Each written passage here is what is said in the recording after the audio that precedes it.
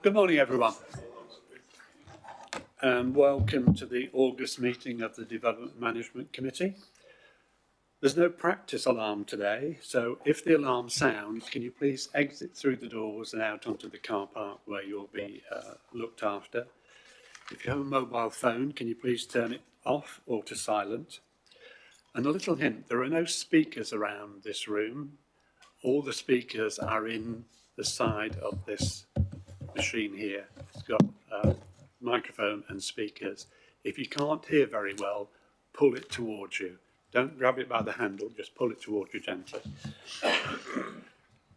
And a warm welcome to the public watching our webcast. This meeting will be on our YouTube website and archived in line with the South Norfolk archive policy. An agenda is published on our website, plus any updates to the agenda. And today we have 3 applications. This is a meeting held in public, not a public meeting. We have registered public speaking in place, and it starts with the town and parish council, then objectors, then the applicant agent supporters, followed by the local district councillor. And you'll be invited to come to the desk in front, and each group can speak for up to 5 minutes in total. And if you wish, you may use more than one speaker, but you'll have to share the time. I will tell you with 1 minute to go, and then ask you to come to your conclusion. All members have received in advance the agenda, presentation, update sheet, and lobbying. And planning officers will present the key points of each application to the committee for their consideration.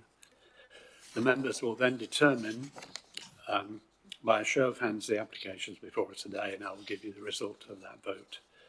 And please note, if you intend to speak about an application, your name will be recorded in the minutes, and the minutes are kept indefinitely. So to the agenda. Apologies, please, Lucy. Yes, Chair, we have apologies from Councillor D. Thompson, we have Councillor Bills as substitute, and Councillor Overton with Councillor Hooton as substitute. Thank you. I've got no urgent business. Declarations of interest, members? I have one. On the second application, I live in the village of Yelverton, but I'm not the ward member. Sorry, Minutes Chair, of the last meeting, are members content Chair, with the minutes? Just to say that all members were lobbied on the second item as well. well. Right, yeah. Lobbying material. Yeah, sorry. So all members lobbied on application 2. Minutes of the last meeting, members? Any queries? No? So we're going to go to the first application, number 1, which is in Brackenash. And Helen, when you're ready. Thank you, Chair. You'll remember that this application has been before you, most recently at the beginning of June, for 23 dwellings in Brackenash. So I'm sure most members will remember that. Just before I go on to the main point, you'll note in the update sheet that the new MPPF has been published since the report was written. There is a list of relevant policies. I think, and you'll see the conclusion there, that generally there isn't any significant changes in terms of the conclusions or the resolutions as a result of the changes in the MPPF. The reason this application is back before you today is, if you remember, the main reason it was in before it was in June was to look at not providing affordable housing and older children's and sports provision because of viability. We agreed that, or members agreed that the scheme wasn't viable providing those elements, and that we would, and it was intended that there'd be a clawback to, and what was recommended was a clawback for the affordable housing if the scheme wasn't built within 4 years. There was a lot of discussion at committee about also including the older children's sports provision within the clawback. That didn't follow through in amending the resolution. So that wasn't included in the resolution, and currently we can only secure a clawback for affordable housing. We don't believe that was actually what members intended, so that's why we brought the application back today to allow you to re-vote on the resolution, which would include the clawback for affordable housing and older children's sports provision, along with the securing the other conditions and open space provisions. Thank you, Anna. Any questions of the officer? Questions only?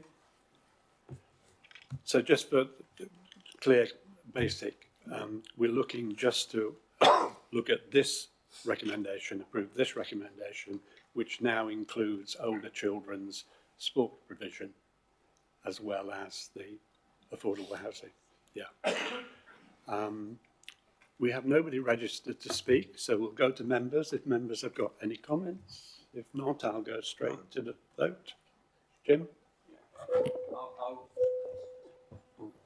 I'll just say that we also discussed this earlier, and I have been in discussion with the chair of the parish council about this, and I think what you've said to us accords with our understanding of the previous meeting, so very happy with your recommendation.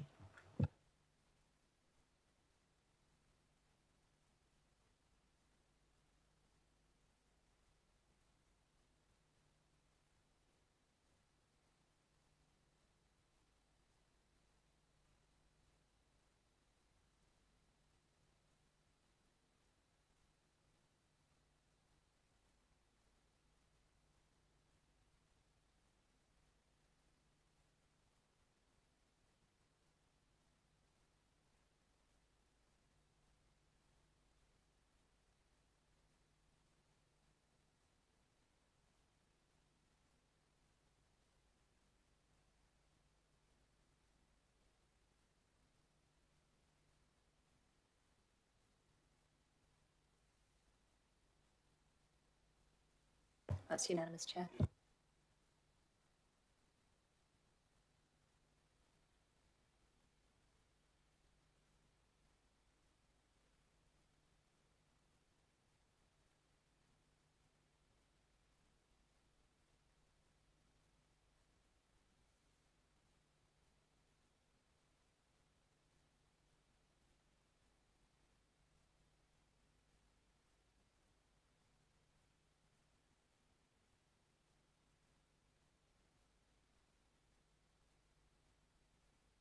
Richard, if you could just put that microphone in front of your laptop, please.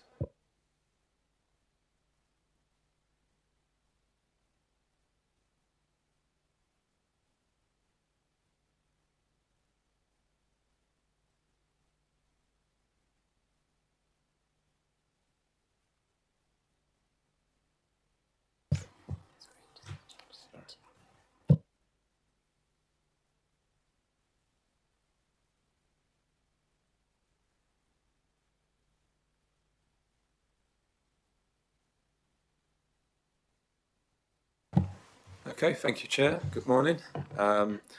Here we have a site at the land of east of Back Road, Yelverton, Norfolk.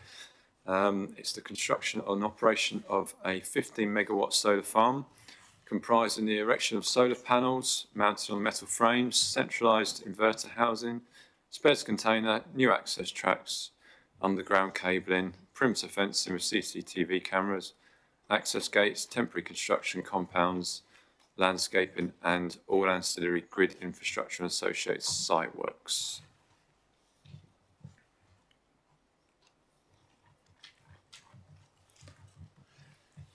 This is the red line boundary of the application, which as you can see is set to the north and south of the existing solar farm, previously developed by Light Source, but which is now owned and managed by Octopus Energy. The applicant to the application today is Sky UK, also part of the wider Octopus Group.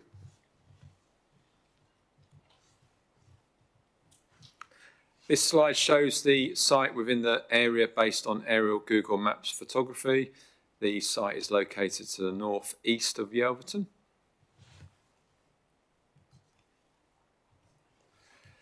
Looking closer in now, the site totals 29.5 hectares, with the proposal providing 15 megawatts of clean energy. The existing adjacent solar farm totals just shy of 15 hectares in comparison. This slide shows the Norfolk public rights of way network in the area. You've got footpaths, public footpaths, Yelverton FP3, which runs north-south, and FP5 running east-west, which transverse through the site.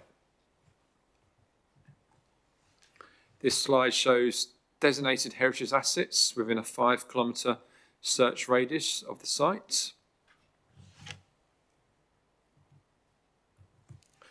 Looking a bit closer into the 2-kilometre initial radius, this includes a collection of listed buildings, mainly grade 2, coloured orange, with a small number of grade 2 star, coloured blue, and 3 grade 1 buildings, the dark pink triangles, which are as follows: the Church of St Andrew at Framlingham Earl, the Church of St Mary at Yelverton, and the Church of St John the Baptist at Hellington. The conservation area of Bramerton can also be seen further to the north, just within the 2-kilometre search radius. The application has been supported by a Landscape and Visual Impact Assessment, or LVIA, as I will refer to it, which has considered what the Zone of Theoretical Visibility, or ZTV. The ZTV is the map showing where a development could be expected to be viewed from, as shown in the blue. And this has been based on LiDAR data and a more accurate overall assessment that accounts for the scanning of the area based on built form, trees and hedgerows, etc. The map here also shows the viewpoints considered in the LVIA from viewpoint 1 to viewpoint 10, which we will refer back and forth in the presentation.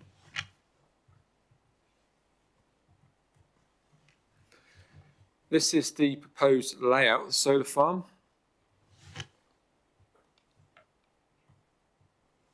The layout has then been split into sheets 2 to 9 for slightly closer examination, consideration of each part of the site. This slide shows the typical details of the solar panels with their maximum height of 3.2 metres high.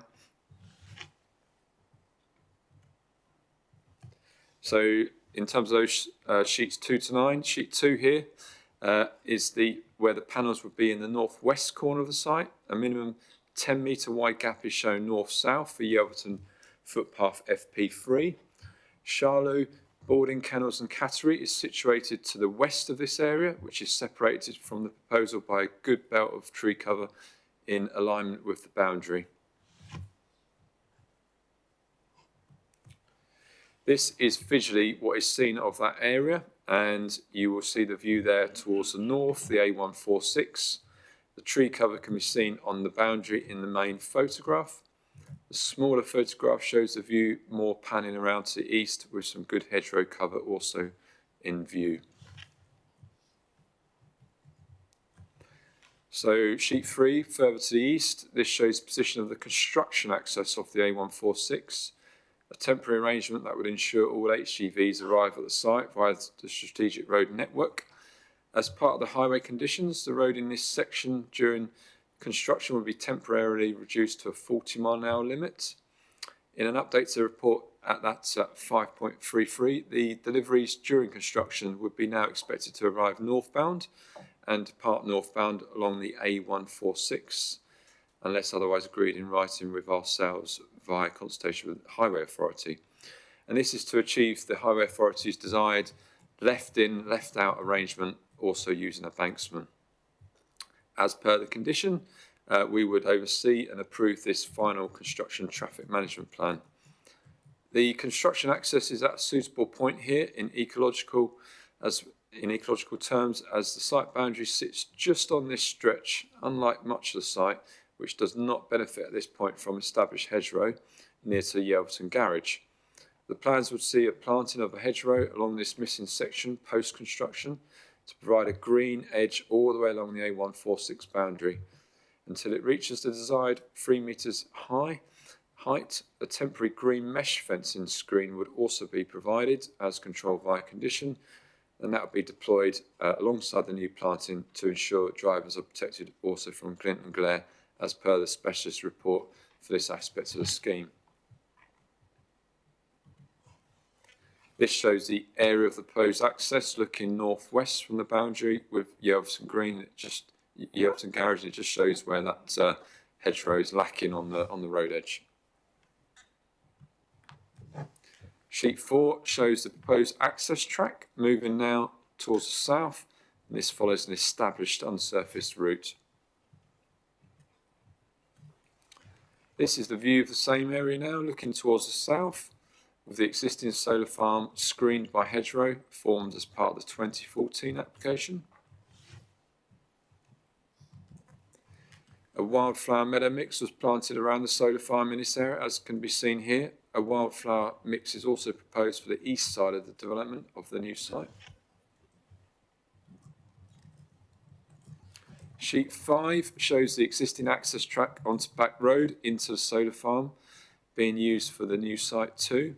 This would be the retained operational access once the construction access of the A146 has been completed and returned to vegetation planting.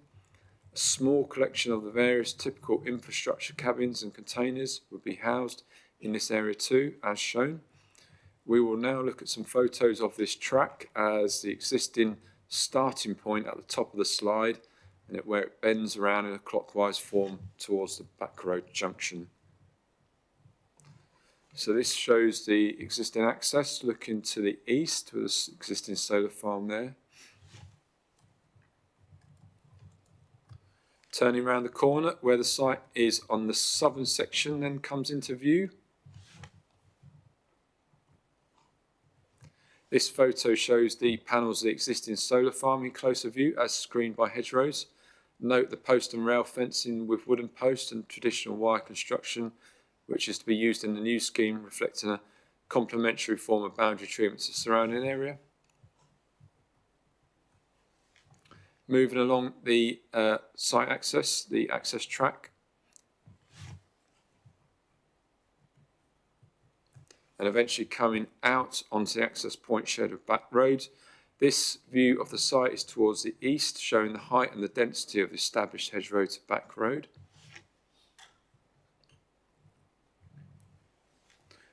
Out onto Back Road now and looking more southeast. This shows the context better, as also identified within viewpoint 10 of the LVIA.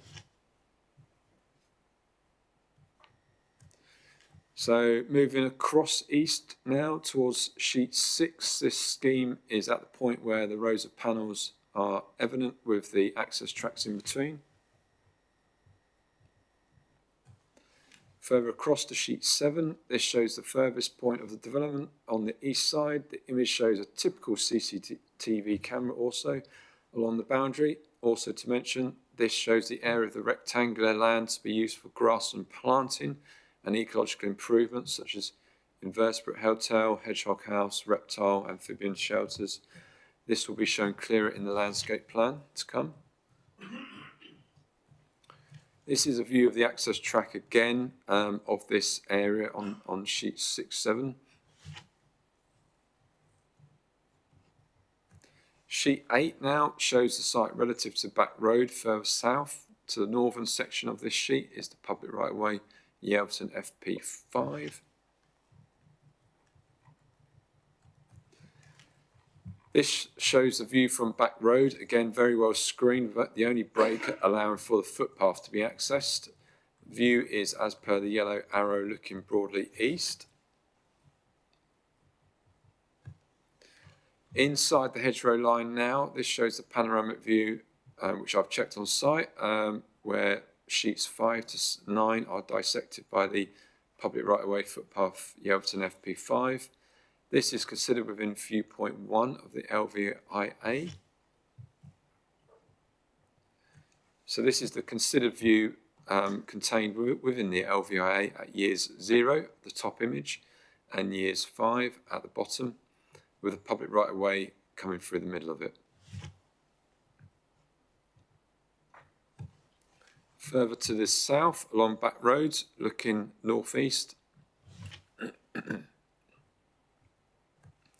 and now into the field access, looking northeast closer at the site in the distance. So this is the same view, viewpoint 6, showing the scheme again at years 0 and 5, top and bottom, including the establishment of hedgerows to the southern boundary of the site. Further into the same field, broadly looking east, this photo shows the vegetation as existing on the southeast corner of the site. Modern agricultural buildings associated with Avenue Farm can be just about seen above the treetops on the right of the photo. And this is sheet 9 in that same broad area in the southeast of the site. The slide shows some typical inverter units also set amongst the panels. These are dotted around the scheme, but I've just highlighted these on this sheet. This image shows Avenue Farmhouse, Grade 2 listed. Although this is the nearest listed building to the site, as can be seen, this is well surrounded and screened from the site by a variety of agricultural buildings, some modern.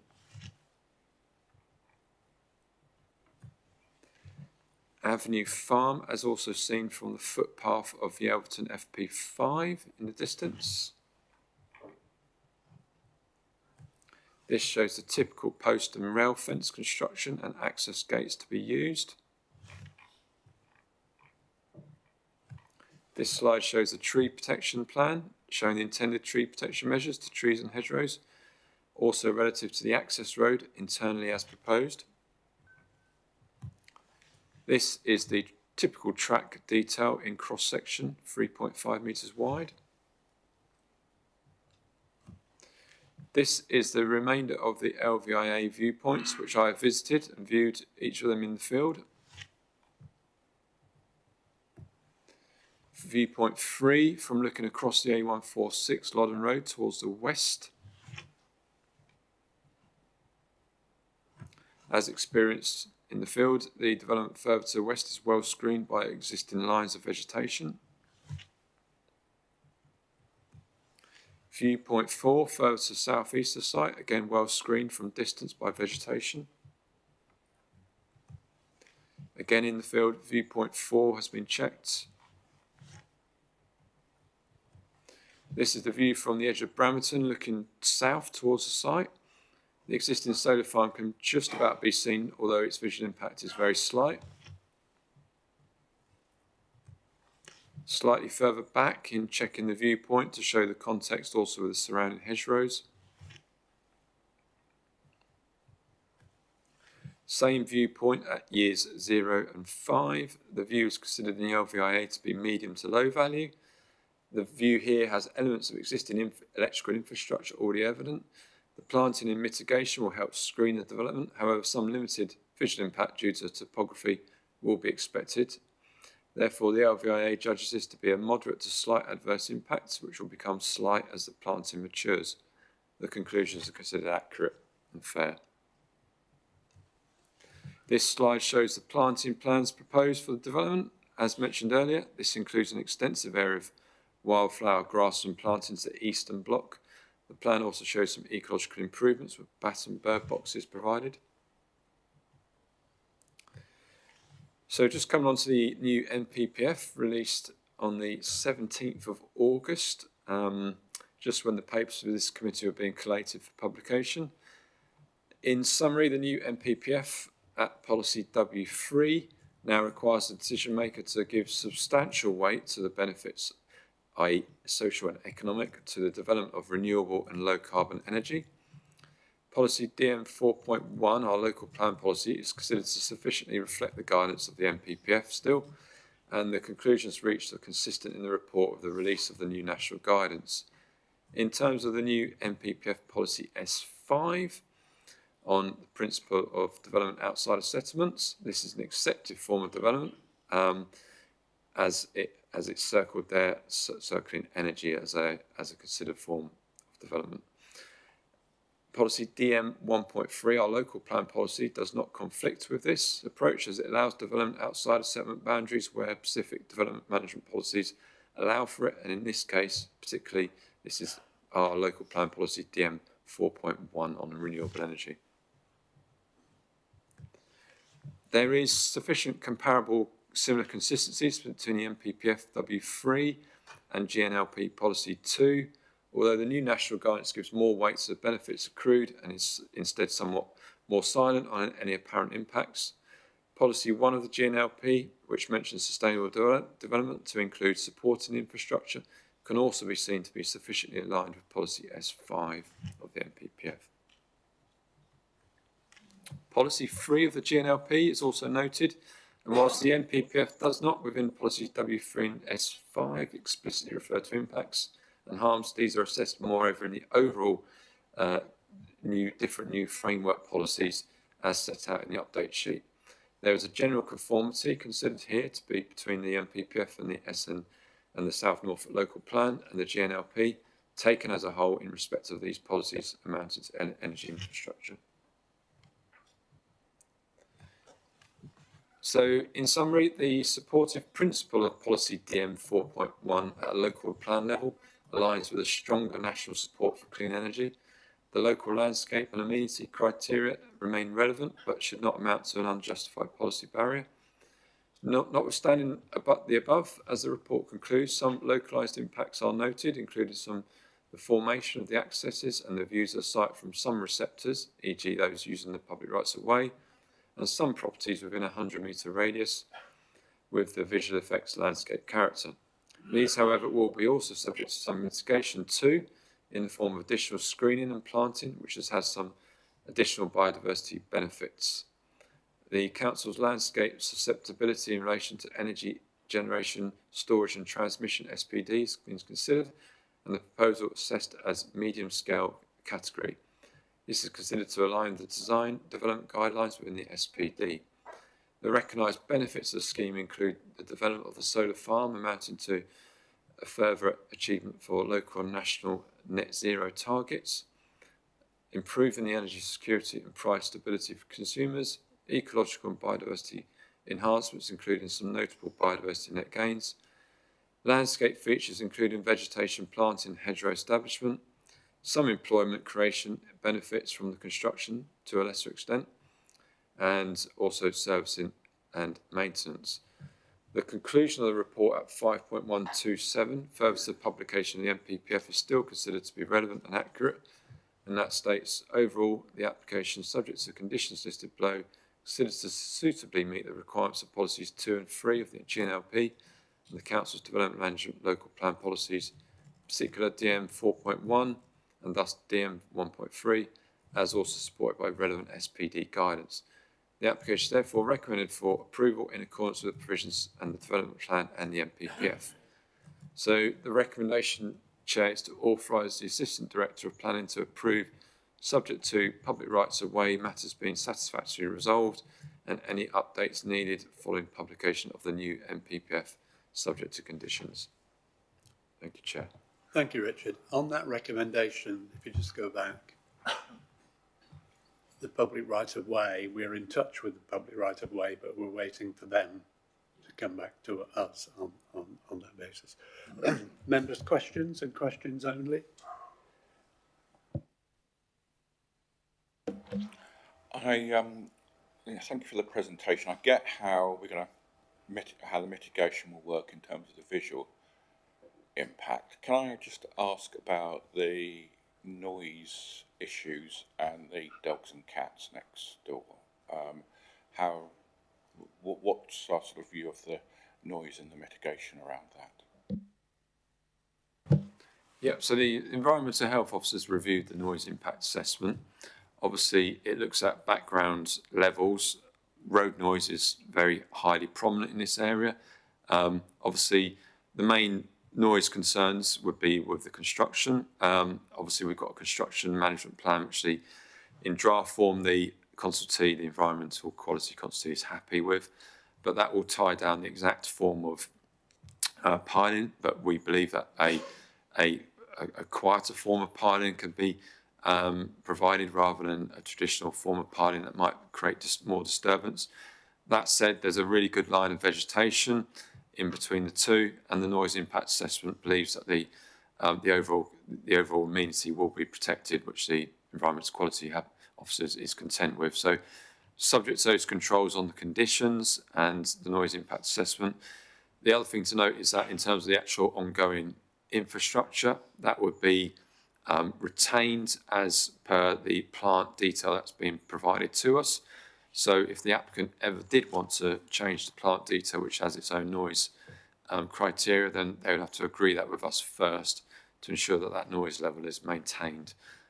So in terms of amenity, we believe those receptors will be sufficiently protected. So obviously, subject to conditions, that is going to be something that we'll continue to oversee, but confident that can be undertaken. Can I just check on that, just to go back? So on this little plot, there are no buildings or inverters on that western side of this top? Correct, yeah. So it's just panels in this area. So we'll be looking very carefully at just ensuring that obviously construction was undertaken sensitively, but once the panels are in, in terms of the sort of overall noise background, there should be no perceptible change to the existing experience that the applicant holds. I mean, obviously the road noise is the predominant noise source in this area. And is there anything we can do in terms of conditions, in terms of making sure that the bit closest to the kennels is sort of done PDQ and at a time that's helpful, or that's least impactful on the kennels and catering? Yeah, I mean the agent's here and be able to explain a bit more, but we certainly believe that we can have a construction that would allow for this element to be constructed early in the scheme, out of the way. Obviously, the construction access would be the first provision that would need to be provided, but once that's done, we think that we can construct the access track and have that set of panels installed if the applicant is agreeable. So there's no reason we can't install that within the construction management plan. In terms of obviously the actual construction build, it's less than a year. It's generally about 8 to 10 months expected. So hopefully, depending on obviously conditions like weather, etc., and obviously the provision of the materials and infrastructure coming to site, there's no reason why this particular segment can be done fairly quickly and in a sort of very efficient, time limited manner. But the agent is here anyway. Yes. Yeah, Michael first, and then Jim. Yeah, thanks. So, Richard, could you just confirm to me, my understanding from this is that the actual predominant noise in that area is the road anyway. Long term, it's actually going to not add to that at all, and short term, it'll be adding a very small amount potentially during the construction phase. So really, we shouldn't be too concerned about noise objections at this point. Yeah, that's an accurate, fair summary. The construction is going to be the thing that we need to keep an eye on. But obviously, there's no meat that, with the way we've put the construction access on the A146, it shouldn't disturb anyone in that sense. Once the construction vehicles come onto site, and the agent will be able to explain a bit more, materials are unloaded within that compound area, so they then transported through the site on smaller vehicles. So things like that we've been looking at to just reduce the amount of impact that's felt in places like Yelverton, for example. But yes, in terms of obviously the operation of the actual solar farm, it should be a very, very, very similar level of background noise to what you experience now. Jim, Gary, and then David.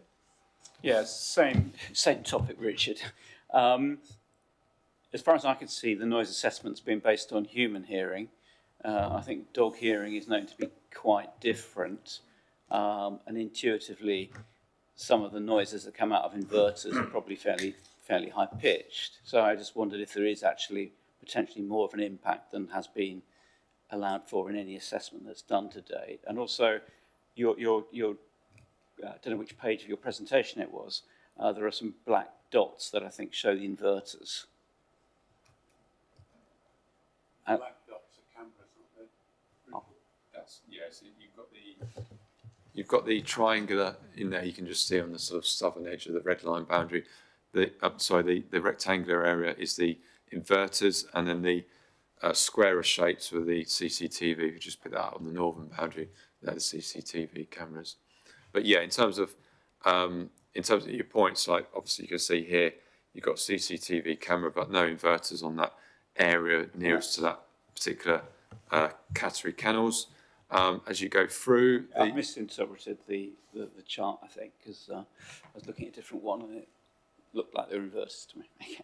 yeah, the main equipment is more towards the back road area, Yeah, sure. which is very much devoid of initial surrounding residential properties. We've got quite a good level of screening as existing, which will be added to, so that helps to sort of hide that equipment better. But that's where the main sort of equipment is, and then dotted around the site are the inverter cabins, as you can see, these black rectangular, but very much, as I say, dotted around and generally devoid of any nearest receptors. You will experience, those visually as well as you walk through the site, but generally we are not adjacent to any residential receptors at this point. Gary, and then David. Thank you, Chairman. Obviously, we've got the condition on there about noise. Obviously, you've done that, or there is a noise kind of document in it. But was the noise document done on a cumulative noise, i.e. taking into account what is there and what is possibly coming forward, or is it going to just be a case of how much this development actually does? Because as you can imagine, if you've got two of these, both putting out the same amount of sort of noise, but they're completely classed as separate, that noise is then amplified to what could be possibly a higher percentage that's not allowed. Yeah, so they basically calculate based on the existing background noise levels, and then what this would put on top of the existing. So there's, the solar farm has, a certain noise that you will hear at close quarters, particularly if you're using the right way. But also they take into account the background noise levels as well as like things like the road noise, etc. So at different points they look at where there might be noise sensitivities, and generally speaking, it's very, very consistent with what you find now in terms of this new proposal. Obviously, the dominant force is the traffic noise. So, there are other noise sources like the actual Avenue Farm, etc. as well. But generally speaking, yes, it's done on existing and proposed coming together. David? Thank you, Chairman. If you have covered this in your report, my apologies, but what is the estimated construction period to be? It's around about 8 to 10 months, they believe. So, yeah. Any more questions? No, so we're going to go into, sorry? Yeah. Sorry, policy-wise, you raised the point that the revised MPPF now says we have to give substantial weight to this, and it sounds like it's only a minor tilt anyway in terms of policy. In terms of how the planning inspector has been treating these things, what sort of what sort of stance does the planning inspector seem to be taking if councils try and resist these sorts of applications? Yes, I've not done any detailed analysis, but we are regularly seeing decisions for solar farms being allowed. It's fair to say there is you have to have some very hefty, significant impacts to outweigh the benefits of the clean energy that government are now directing you to. So the MPPF, obviously giving that substantial weight, is kind of almost sort of underlining what we've been seeing in appeal decisions in recent times that have come off the back of other statements like the national policy statements on energy that have given increased emphasis on the benefits of clean power. Obviously, I haven't done any statistical analysis, but I do believe that particularly at certainly on nationally significant infrastructure projects, we're seeing an awful lot at a much larger scale than it's being allowed, even where there's been some substantial impacts identified. So I think for this scheme, we feel it's a good solar scheme in terms of there's very limited impacts compared to what maybe some other larger schemes might have. There's a good baseline in terms of existing vegetation. Obviously, the existing solar farm helps as well to just, assume that visual impact. So I think it's a good site, but I think in terms of the decisions that we're seeing coming through, we are seeing a number being allowed. So we wholeheartedly support this scheme. Can I ask two questions? One is that the archaeology of the site seems to be quite interesting, but sort of what happens next in relation to that seems to be a little bit fluid. So maybe you could talk us through that. And secondly, I wonder if you could go back to the zone of theoretical visibility and just note where the three churches are that you mentioned. So yeah, in terms of archaeology, yeah, we've got a written scheme of investigation to be conditioned. There has been some initial trial trenching, which the applicant has been doing over the course of the application. I haven't got that particular slide available, but if I just go back to the designated area.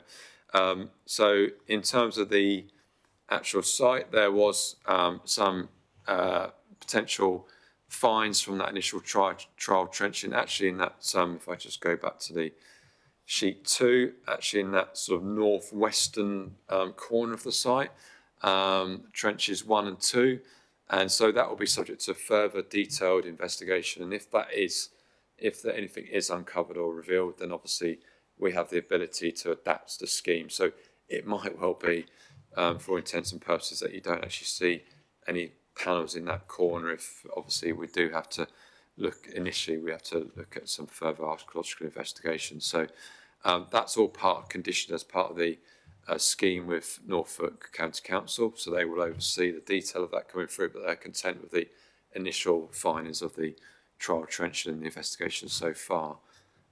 In terms of the heritage assets, if I just go back to perhaps this slide, the churches, the Grade 1 churches, we've had a look at them in detail. The nearest one is obviously the church at Yelverton, but again, that's really well screened by the existing vegetation and other property that exists in between it. So we don't see any harm to that particular building. And similarly, the two further Grade 1 churches further afield. Where you've got some Grade 2 buildings, as I said, the Avenue Farmhouse a bit nearer to the site.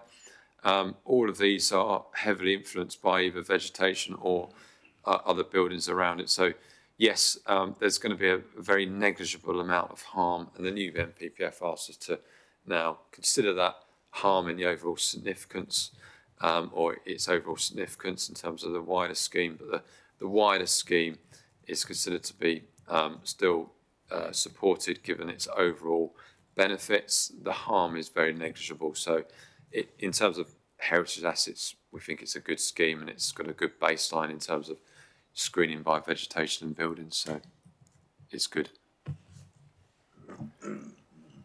Any more? No? So we've got nobody from the parish council, and we've got no. Oh, you're going to read out, aren't you, Richard? This is a lobbying from the Caterian Kennels. Yeah. Correct. Yeah. So we've been asked to read out a statement from the occupiers of the Caterian Kennels, the business owners there. Charlou, just to the northwest or west of the northwest corner of the site. You can just see it in the image there on Google Maps. This is the statement. My family owns and runs the kennel and cattery business immediately adjacent to this proposed development, where we also live. Our family-run business has been here for more than 40 years. The officer's report specifically identifies our kennel and cattery and concludes that the development should not lead to its temporary or permanent closure. But I have a simple question. How do you know? I recognise the importance of renewable energy. I am not opposed to solar energy. My concern is this particular location layout and whether the impacts on our home, business and surrounding landscape could be reduced. The report relies on a noise impact assessment which predicts a negligible impact on our premises, but a noise assessment measures predicted noise levels. It does not assess the welfare or behavioural response of the dogs and cats actually staying here. The report describes substantial construction activity, including piling, earthworks, approximately 3,000 metres of cable trenching and approximately 442 HGV deliveries, with around 15 HGV deliveries expected each day during construction. This would take place immediately beside our established animal care business and home. Dogs and cats are simply not points on a noise assessment. They are living animals that can respond very differently to an unfamiliar noise, vibration, machinery and prolonged disturbance. Yet I can find no specific assessment of how the animals in our care are likely to respond to this construction activity. Where is the evidence that demonstrates the welfare of the animals in our care will not be affected? If the prediction is wrong and we are the people who have to deal with the consequences, our customers entrust their animals to us and we have a responsibility to provide them with a suitable and secure environment. We cannot simply close our business during construction. We already have an existing solar bid development within our sightline, which the report acknowledges. However, the circumstances are not comparable to the nearby properties referred to in the report. Those properties have a much larger area between their homes and the existing solar farm, together with planted copse providing additional screening. The report refers to substantive vegetation along our boundary. From an aerial view, this may appear substantial, but the reality from our property is very different. The trees are deciduous and bare during the winter months, so they do not provide the level of screening that this description might suggest. Our kennel's free-run paddock and our cattery are both immediately adjacent to the proposed development. There is no new planting proposed that would provide additional screening, and existing vegetation cannot be relied upon to provide effective screening throughout the year. The Council's Solar PV SPD recognises the importance of considering views from settlements and popular walking routes, avoiding tunnel or corridor effects along public rights of way, and favouring enclosed rather than open enclosed landscapes. The proposed development is immediately beside our boundary and close to the public footpath. I ask the committee to reconsider whether it needs to be located so close to our property and whether moving it to the other side of the footpath could mitigate some of the impacts. The report acknowledges moderate adverse landscape effects within 100 metres and moderate adverse visual effects for some receptors, as well as extending the industrial character of the existing solar farm. The benefits of renewable energy do not automatically make this particular location appropriate. The question is whether those benefits could be achieved here without placing unnecessary harm on people, businesses and landscape already affected by the proposal. Our business is not an abstract receptor on a map. It is our livelihood, our home and a working animal care facility. It contains animals who have no voice in the planning process. The report says that our business should not have to close, but that is a conclusion. It is not evidence. We are being asked to accept a decision today which could affect our livelihood and home for 40 years. 40 years is not temporary to the people who have to live beside it. I respectfully ask the committee to reconsider the proximity and siting of the proposed development in relation to our home, business, the free-run paddock, the cattery, the public footpath and the surrounding landscape, and whether a less harmful layout is possible. Thank you, Leanne Hodges, Charlotte Kennels and Cattery. Richard, on the footpaths, we're not moving the footpaths, are we? We're keeping to the same footpath route? That's correct, yeah. Any questions?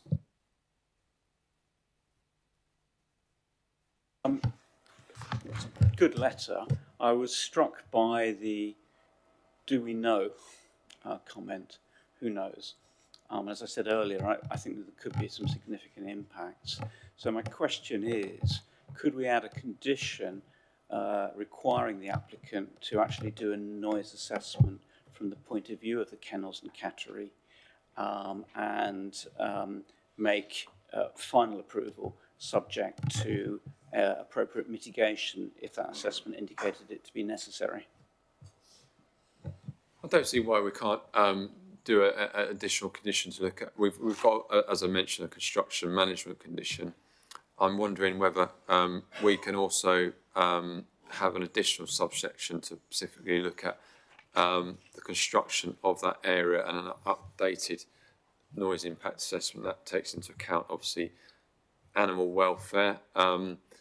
It's not something I've come across in the planning profession to date, but there's no reason why we couldn't look at the applicant working with the neighbouring landowner and how to best mitigate based on their experience of the kennels and cattery. I do know that the applicant has tried to consult with that particular neighbour throughout the process. The agent might be able to explain a bit more on that, but I don't see why we can't be a bit more specific around the construction management plan and update to the noise impact assessment in that particular area.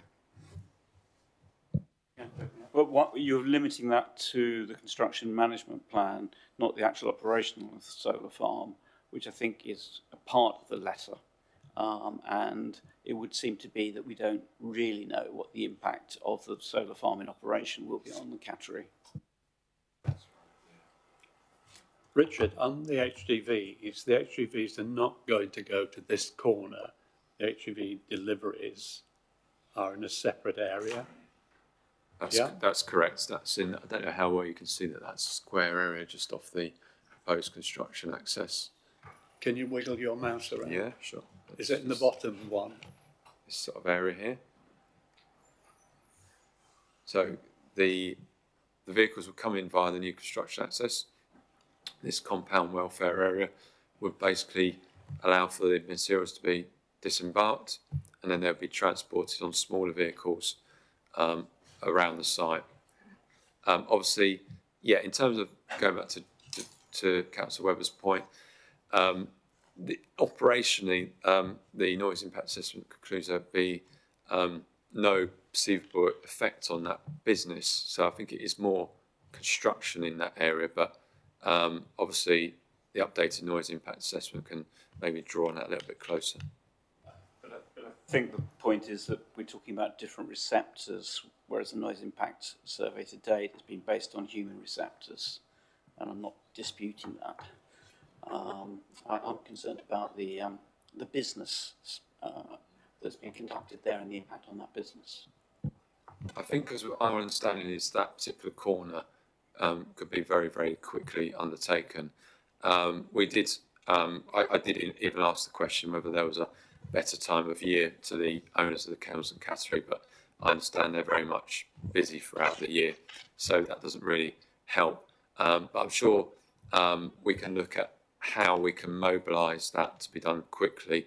And obviously it might be that, you know, it's done on obviously particular busier days of the week in terms of maybe traffic flow on the A146 between sort of peak hours, perhaps when it might be busier background levels. There's things that we can do that to sort of help, you know, achieve a sort of a satisfactory construction quickly as we can. Piling is the main thing that we would be focusing on. It's a very careful piling with limited noise impact. And as I say, the vehicles shouldn't really be noticeable. Obviously, there will be a number of HGVs, but they will be coming down the main road and coming into access. So hopefully we don't see that being a significant impact. So post-construction, when it is just solar array, there are no inverters in this top left corner, then the background noise of the road will... Yeah, we're content that, you know, we don't believe that we need to obviously look at any sort of additional forms of mitigation operation. It's really just the construction. Yep. So I note from the picture that the existing solar panels are really very close to this cattery. The construction would not presumably be during the normal construction hours, at which point the road is likely to be busy anyway. I don't know, Jim, how you would propose we ask the dogs and cats how their hearing's being affected. I would be quite reluctant to impose an additional condition that is going to make this project more complicated for the developer. It seems unreasonable to me for us to do that, given how close the existing solar farm is to the premise already, given the construction noise will almost certainly be masked by the road noise during standard construction hours. Michael, can I just close you down? I feel you're just making it a bit This is question difficult. time. You can talk about that. I'm just going to... This is a question, actually. So I just want to confirm with Richard that my understanding of those issues is correct. Yeah, yes. So I think I think in terms of construction, obviously, yes, we'll be making sure that, it was done in, typically Monday to Friday. Obviously, as I say, there are aspects we can look at in terms of that area to ensure how we can go further in terms of getting a quicker, more efficient construction, a quieter construction with the piling. The agent might be able to talk a bit more about this, but I'm confident with the conditions we've got in place that we can definitely have working hopefully in collaboration with the owners of the kennels category, that we can, make sure that impact is limited to absolutely, virtually imperceivable impacts. But obviously we are very much aware that there's a very heavy road noise as well there. It's just trying to ensure that the types of impacts like the piling, the different types of noise impacts are undertaken sensitively. So I'm confident we can do that. And speaking of the agent, we're now going to go to the agent.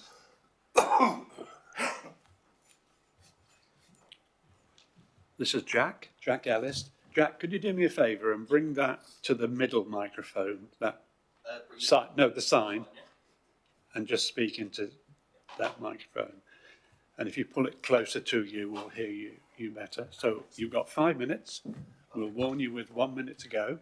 And when you start, please give your name for the record. Jack Ellis of Neo Environmental, speaking as the acting planning agent on behalf of the applicant, Sky UK Development Limited. Chairman, members, the proposals before you are for the installation, operation and eventual decommissioning of a circa 15 megawatt solar farm and associated infrastructure, access and landscaping at Land Avenue Farm Back Road, Yelverton. Planning permission is sought for a temporary period of up to 40 years. At the end of that period, the development will be fully decommissioned with all infrastructure removed and the land restored to agricultural use. The site comprises 4 agricultural fields arranged across 2 parcels immediately north and south of the existing solar farm. Importantly, the proposals will make use of the existing solar farm's electricity connection, connecting through a new point of connection substation within the southwest of the site. This is a significant benefit as it avoids the need for major grid reinforcement works or a lengthy new cable route through the local highway network. Turning to agricultural land, we recognise that approximately 61% of the site is Grade 2 agricultural land and 37% is Grade 3A. However, the applicant has demonstrated that the site represents a sequentially appropriate location, particularly given the very limited availability of lower grade non-BMV agricultural land within the surrounding area. This is also supported by DEFRA's more recently published indicative agricultural land classification mapping. It is also important to consider the temporary use of agricultural land in context of the wider challenge of food security. As has been evident from recent years, climate change itself represents a significant long-term threat to agricultural productivity through increasing drought, extreme rainfall, flooding, soil erosion and crop damage. The proposal provides an opportunity to continue agricultural use of the land through sheep grazing alongside renewable energy generation, while contributing towards tackling one of the fundamental long-term threats to agricultural productivity. While the NPPF discourages the use of BMV agricultural land, it does not preclude the development on such land. The proposal will not result in its permanent loss, with the land restored to agricultural use following decommissioning. Furthermore, the temporary 40-year fallow period will support soil health by replenishing nutrients, restoring soil biota, breaking pest and disease cycles, and enhancing biodiversity, improving the land's condition for future agricultural use. The energy and environmental benefits are also significant. The proposed solar park could meet the equivalent energy needs of approximately 5,000 homes annually and is expected to displace approximately 5,590 tonnes of CO2 emissions every year. Over 40 years, that equates to approximately 223,580 tonnes of CO2 displaced, representing a meaningful contribution towards local and national renewable energy and carbon reduction objectives. The development will also deliver a 72.55% net gain in habitat units and a 26.89% net gain in hedgerow units. These exceed the statutory 10% biodiversity net gain requirement and demonstrate the proposal will deliver an overall improvement in biodiversity across the application site. There are also wider community benefits. Sky UK Development Limited, part of Octopus Energy Group, is committed to establishing a community benefit fund should planning permission be granted. While the final value and scope cannot yet be confirmed, the applicant will continue to work with Alpington, with the Yelverton Parish Council and the local community once the connection and development programme are confirmed, to identify how the fund can provide the greatest local benefit. In the meantime, the applicant continues to welcome suggestions from the Parish Council and the local community regarding potential priorities for that funding via their dedicated project website. Finally, turning to the planning balance, the applicant and project team have worked constructively with the Council throughout the determination process and have sought to address the issues raised by statutory consultees. As members will see from the committee report, there are no outstanding holding objections. The identified impacts are considered either acceptable in their own right or capable of being appropriately controlled through planning conditions.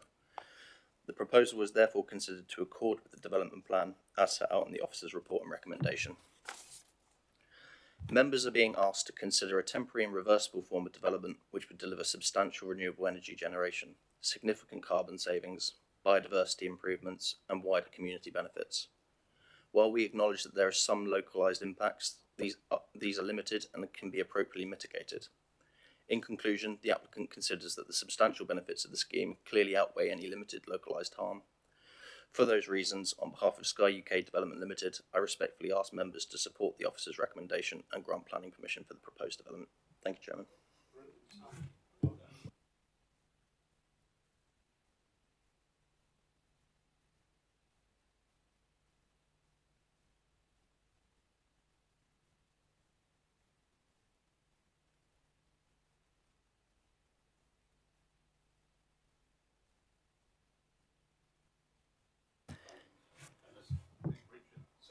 As Richard said, you have some issues about grid costs and grid connection. So my plea is to keep in touch with the Parish Council, keep them aware of that fund. My next question maybe needs Tracy as well. We've been looking at this and considering the cattery at the top there. Is there any way in the construction that we could work quickly away from that band, that there are no inverters at things that are close? Could we condition a plan that we want to protect the cattery kennels as much as we can? Because once they go, I mean, it's saying 8 months. Well, not all 8 months are going to be spent up there, because the lower area is much bigger than the top area. So the question is, can we condition? Question is, will you be able to do it? Yes, so I've spent some time discussing this with the applicant. We discussed multiple different solutions. I suppose initially, with the archaeological constraints as well considered, there is a potential that a large proportion of that slither of solar panels on the western side of the public right-of-way might not be developed, or other mitigation might be needed. I think the other thing that's worth considering is that this is based on delivering the connection capacity of the solar farm based on technology currently available on this date.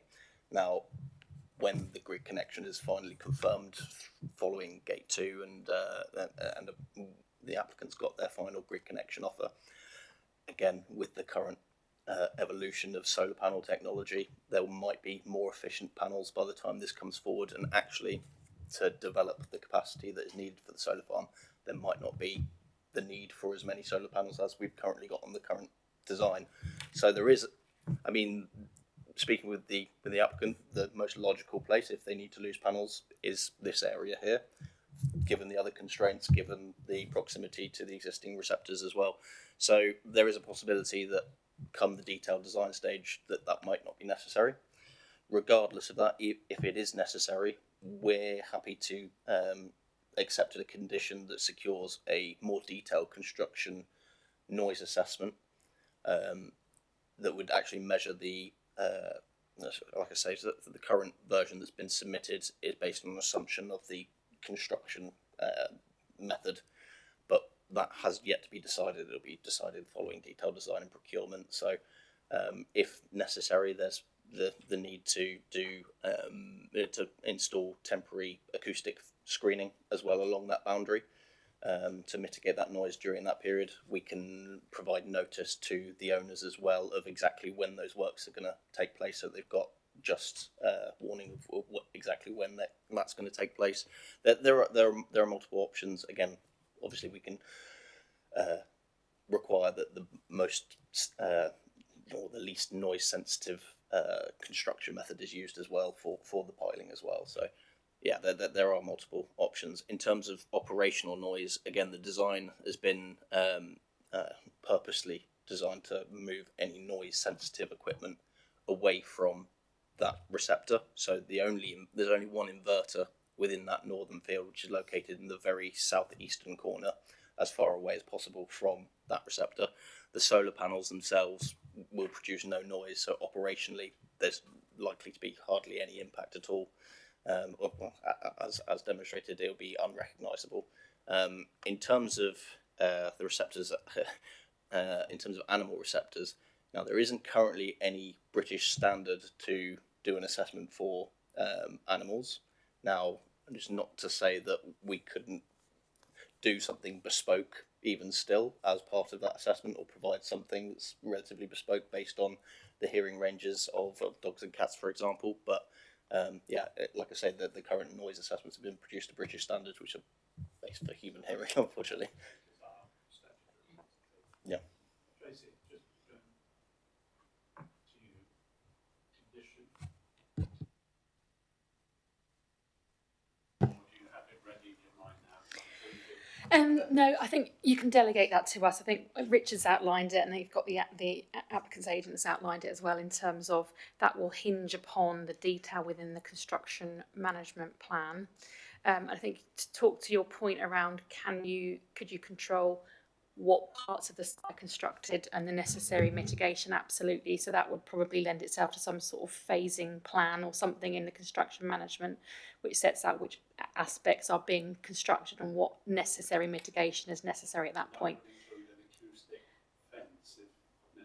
Yeah, so I think, that's absolutely, I think that's the intention, to ensure that the necessary mitigation for various receptors is installed at the relevant point. So I think what you've indicated around responding to the issues of the cattery and timeliness of the construction period and what's necessary to mitigate, that can all be done in the construction management plan.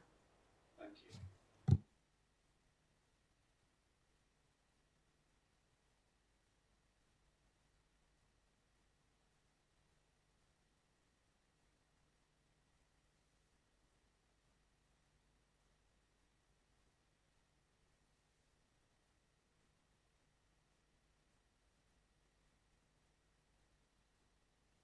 Yeah, there's no.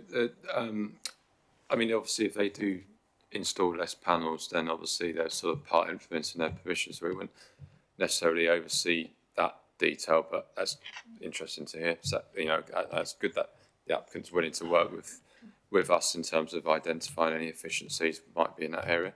And I know there's archaeological issues to overcome anyway.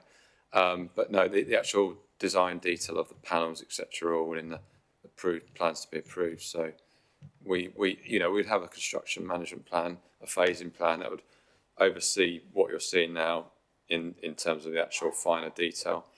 But the actual panels and design shouldn't really change. I'm just thinking, how do we secure the offer that the agents generously made? We'll secure them through our planning condition. I was talking about the design elements where there might be fewer panels. Could we, ask them to reconfirm design prior to commencement or something like that?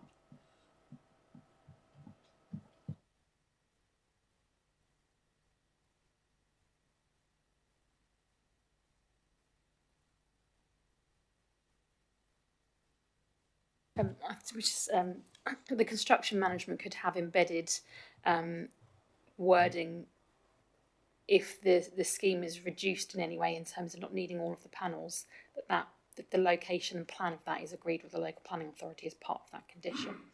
So that's kind of where the control could be in terms of, because what the applicant's saying is we may not need to build all of what we've got permission for.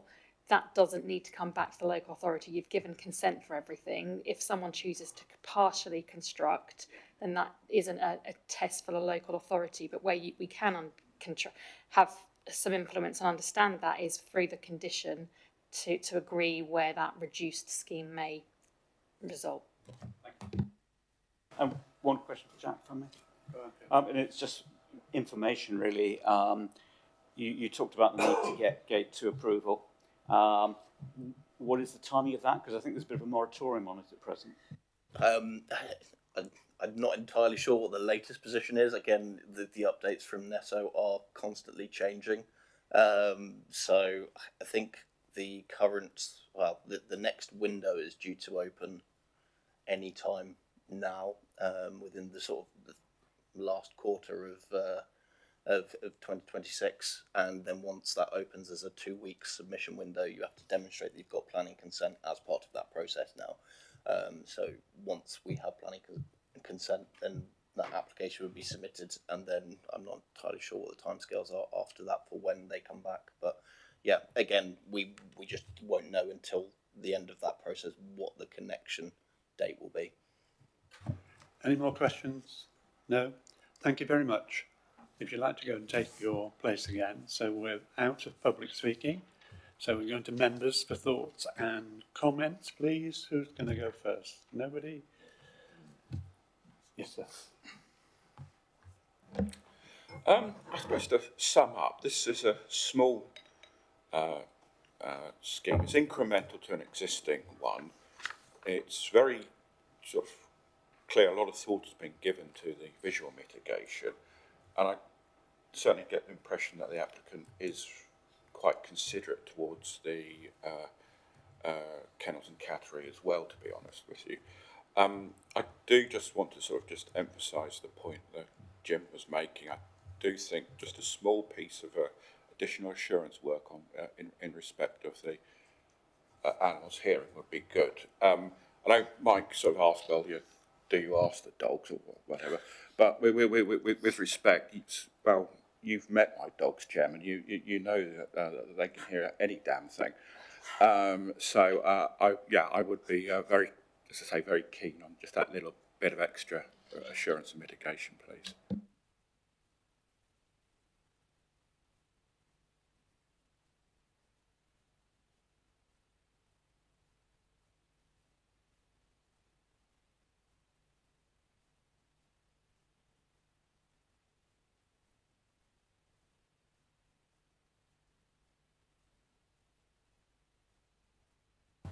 That's unanimous, Chair.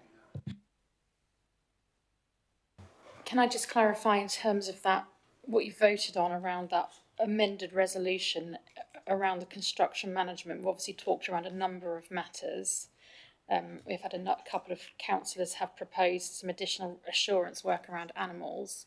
Can I just be clear in terms of what you are seeking around that construction management and what you've just voted on? So I've heard from, from the debate that's around if it's partially delivered, we can have in part of that construction management agree which panels aren't delivered and kind of the mitigation necessary for that. An updated construction management plan for details of the method of construction, that's what the agent has referred to. Further assurance work around and testing for animals around the construction impacts, and what I'd refer to around sort of phasing and understanding what mitigation is necessary by what area or phase of the scheme. Can I just test and understand that you want all of those included, including the aspects around animals, because obviously there was slight difference of opinion across the members. I think in terms of our approval, as Jack mentioned, there's no standard for animal noise testing in there, so we have to go with the statutory one, which we have. I think the other one is if we can make sure that the work done in this corner is done as quickly as possible with the appropriate acoustic fencing up during that period. And then once they get into the southern area, there will be no noise. So to get this top done, particularly next to them, as quickly as possible, and there are no inverters intended in this area except for one. So I think that's where we were at. Yeah. Can I just question to that, Chairman? Because I think one of the reasons they standard, I completely agree I think Jack did say something bespoke activity was possible. But that, if it's not a standard, then we can't say, have the survey and then change our decision. Because we have the standard to apply, which is the normal noise standard. There is no animal standard. So if we have an animal standard, that won't overturn our vote. I think, Chair, there's considerable feeling at this end of the table that we're happy with how you summed it up. Yeah. Right, thank you. So I just think, Jim, there's a standard that we have, and we've got abided by that in our vote. There's a standard that we might want to do, but at this moment in time, that's not something that can affect our vote. Okay, noted. I'm happy that is covered in condition 17. Richard, thank you.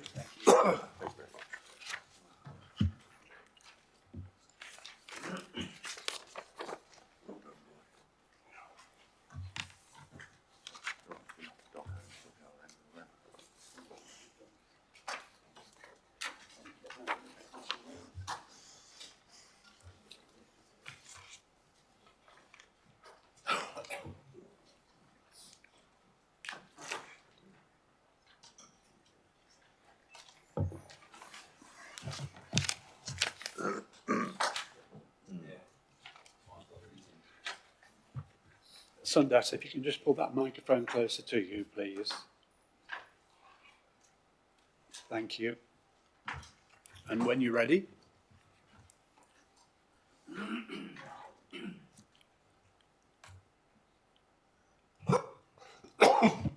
Good morning. So this application is reference 2025/3947. It's an extension to an existing commercial unit. Address is 44 Victoria Road, Dis, IP 224HZ.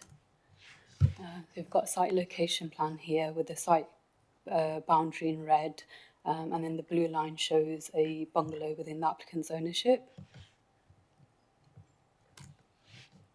And there's a satellite view of the site.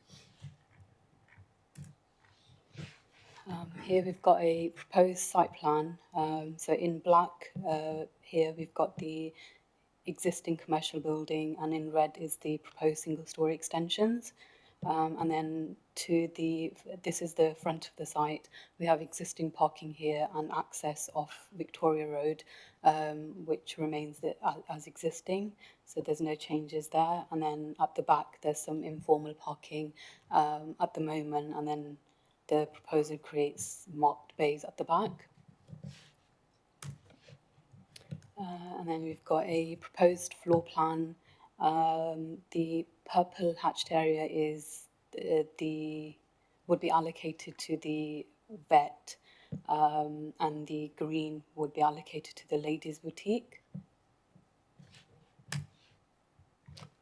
And we've got the proposed elevations here. So the north elevation is as viewed from Victoria Road. West elevation faces the adjacent neighbour 44A, and then the south elevation backs onto Studston Road. We've got a sunlight diagram. The sunlight diagram it was done with the initial proposal with a bigger footprint, so it was closer to this neighbour, and then obviously the current proposal, they've taken it in and reduced part of the extension, but they haven't provided an updated diagram, and it wasn't considered necessary because obviously it's now a smaller extension proposed. So obviously we've got the proposed impact showing at the top, and then at the bottom it's the existing. So any overshadowing increased overshadowing would be within the application site itself. So in terms of the neighbour, the impact remains the same. This is a photo of the site as viewed from Victoria Road. So this is the existing access to the clothing boutique. That's the existing access to the vet. The extension would be in this space here. That's number 44A. And then we've got an access from Victoria Road, which remains the same. That's another photo showing the adjacent neighbour, number 44A. They have one window in that elevation, and that's the existing boundary fence between the application site and the neighbour. That's just another photo showing the relationship with the neighbour at 44A, and then obviously this is the application site. This area is currently used for parking. The extension would go partly in Vilta area. And that's just a couple of photos showing the rear of the site viewed from Studston Road, and it shows the relationship with the number 44A as well. That's the back of the building from Studston Road, and that's the bungalow that's within the applicant's ownership. And that's the site location, block plan again, with the proposed extension in red. Thank you. Sorry, I was just looking at that. Thank you, Sanders. Any questions of the officer? Questions only? No? Yeah, Jim. Effectively, the Ladies Boutique is showing 4 parking spaces. How does that compare to the sort of the standard for a new build set by County Council? So they've not actually allocated spaces for either unit. They've created, I suppose, marked spaces at the back, but they're not specific to either unit.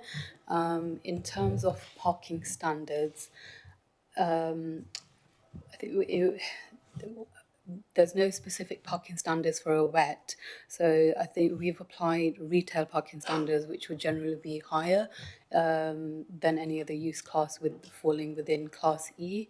So based on the current floor space, approximately 11.6 spaces are required. That's inclusive of the extension.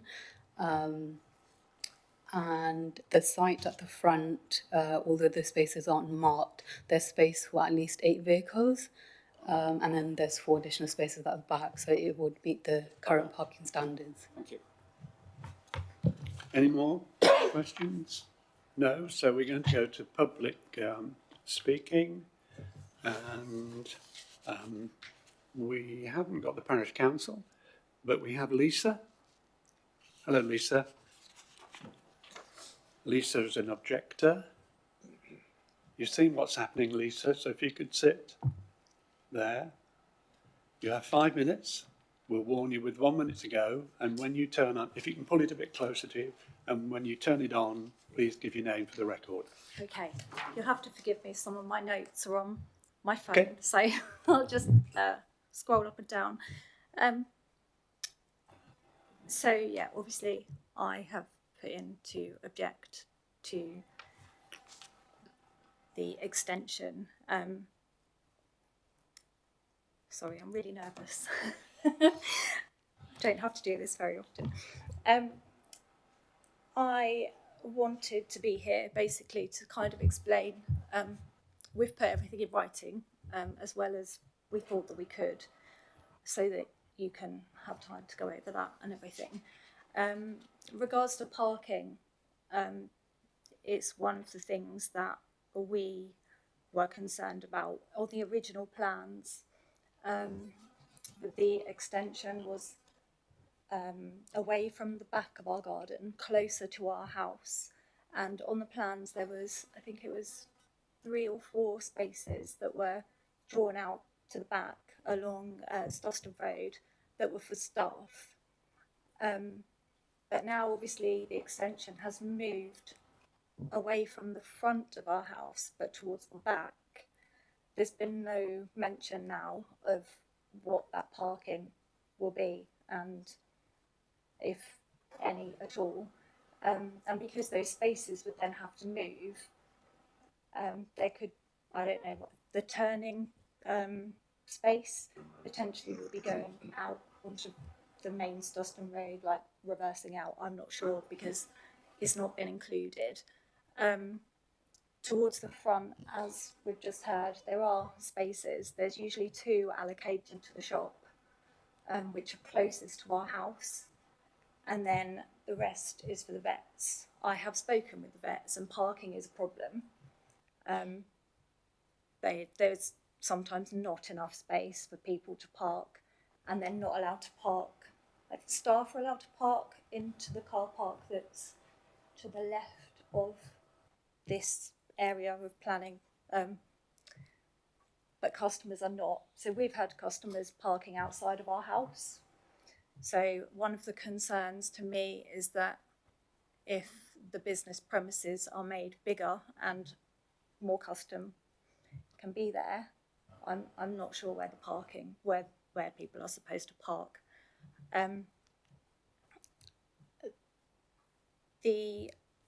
I feel that there is a harmful impact on the character of the site. Yes, it's on the main road. It's not a particularly lovely area, but our house is lovely to us. That's my house. That's where I live, and we're very fond of our house.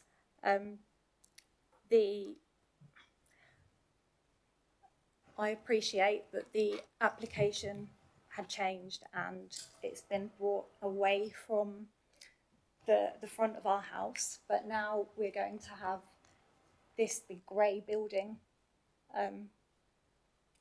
that will be outside. So our garden, where we are sitting, where we were looking, will be impacted by this big grey building.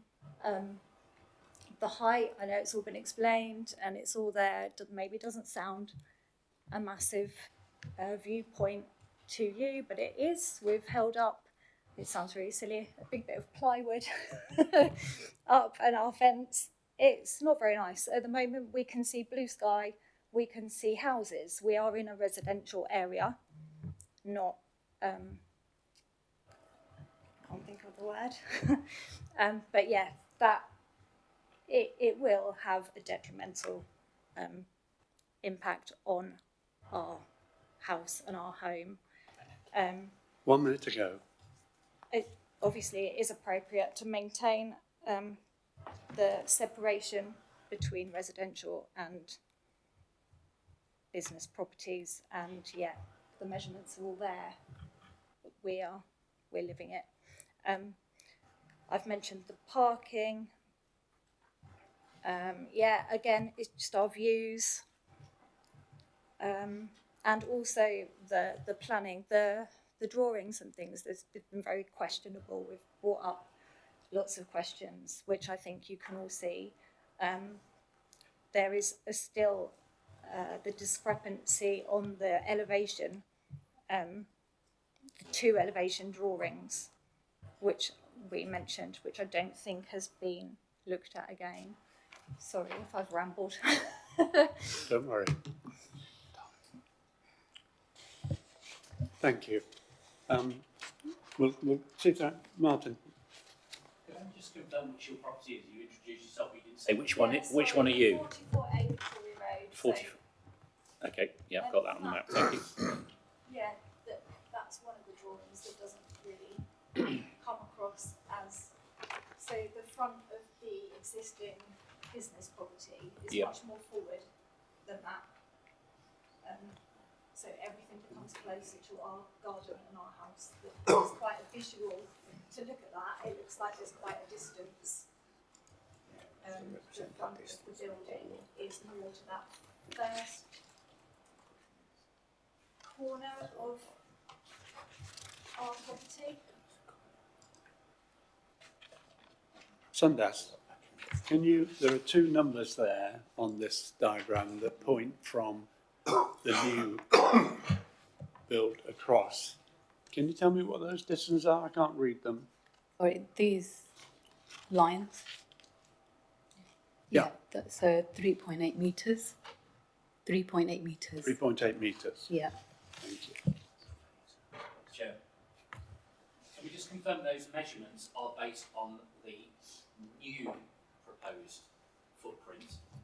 or are they based on the old? New, yeah. Well, they're pointing to the new one, so I guess they should be. Yep. I just want to clarify. Thank you. Any more questions? No? Thank you very much. If you'd just like to take your seat again. And we got Carl.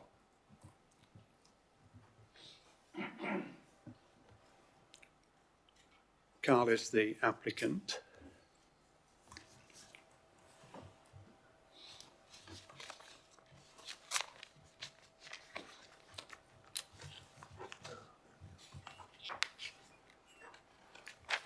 You've been watching, so you know how this goes.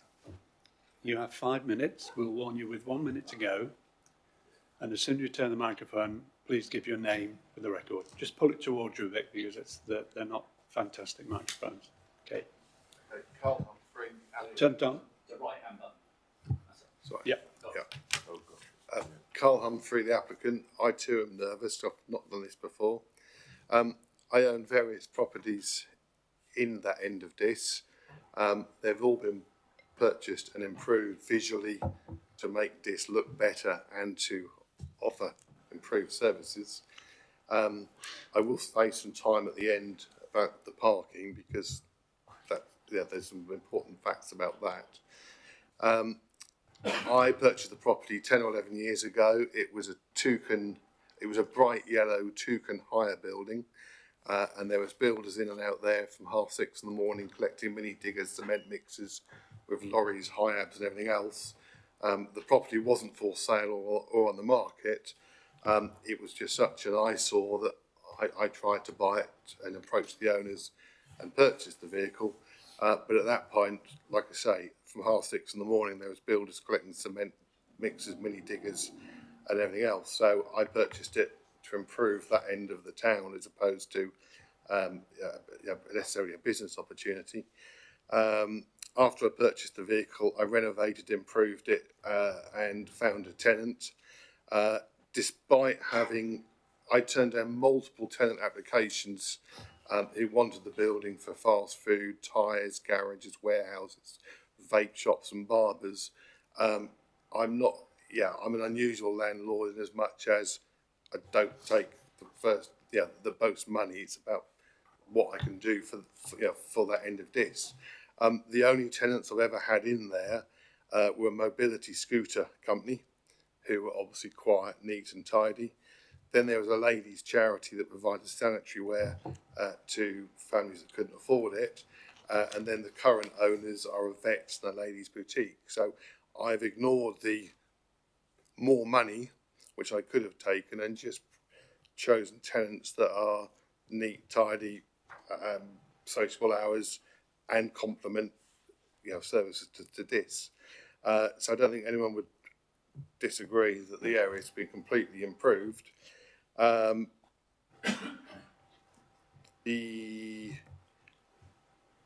There's a property I also own just down the road, which had permission. It was a pub closed down. It had permission for 2 properties, and I've taken lesser money to provide a service to this and keep the pub and restaurant open. Regarding the parking, the rear of the building, neither of the 2 tenants have any car park space whatsoever at the moment. So every single car park space at the back is an addition to what they do have. And as for the comment regarding the vet not having enough car park space, completely incorrect, because they also rent the property next door where they could park 30 or 40 cars if they so wish to. So there most certainly isn't a car park space issue. And I don't know if it's clear, but there is an official entrance off Stuston Road with a dropped curb that's been there for 40 years. So you don't need to drive off Victoria Road down the side of the extension to get to the back. There's an official entrance with a dropped curb off Stuston Road. So there's no loss of parking whatsoever. The parking's going to be vastly increased. The first thing I did when I bought the property was the chain link fence that was between me and the next door neighbour. at my own cost, and I paid 100% of it. One minute to go. I put a wooden fence up, but mainly just to refer you to the planning officer's comments and recommendation. The sunlight diagram shows no additional overshadowing of the neighbour. Minor difference in the site levels is not considered to increase the overall impact of the extension. And yeah, so, but also the traffic and the lorries that was there previously, the lorries are far higher than the proposed extension. And the architect has worked with the council to dramatically reduce the size and height of the proposed extension. Thank you. Any questions? Gary? Thank you, Chairman. Obviously, I've just been having a look at Google Maps, which is a fantastic little tool for getting an idea of what's going on. Obviously, I noticed that all the vehicles that are for the properties further down, kind of towards the junction, are actually parked across the footpath, basically blocking off the footpath, which obviously, you know, they shouldn't be doing in the first place. Obviously, you've just mentioned that you own the property next door as well, which has a massive amount of parking as well. Obviously, I know it's not for this planning authority to decide, but if this went ahead, would you be able to, say, allocate X amount of car parking in your property you've got now for those residents who are parking on the path to possibly use, so they're not parking on the path and blocking a footpath? Yeah, I mean, there isn't a parking issue in any way, shape or form that I know of, and I'm local and there most days, or my wife is. If I'm honest, the only parking issue we've had is the objector and their family used to park on the forecourt of our property, and because I've got an obligation to my tenants, I had to ask them to move. But obviously, they repeatedly parked there. But obviously, I've got an obligation to my tenants to help. But no, there's more than enough car park space for. For the extension and what's there, but I hadn't considered offering free car park spaces to all and sundry around us. Yeah, it's yeah. So sorry to get across it. The number of the house you're talking about, where the extra space is, what's sorry? The number of the house? So you're 44. We're talking about 44A. And you said there are places the vet can use. What's the number of the house? Well, forgive me with my eyes, but the three houses that are on the front of Victoria Road, there's been for donkey's years car park spaces all in front of them, and actually number 44A has actually created a car park space behind them off Stuston Road. Right. So what you're saying is that there's areas on Victoria Road where people could park. There are areas there. Without being on the pavement, Gary. No, that's the property he's talking about, which he also owns, Chairman.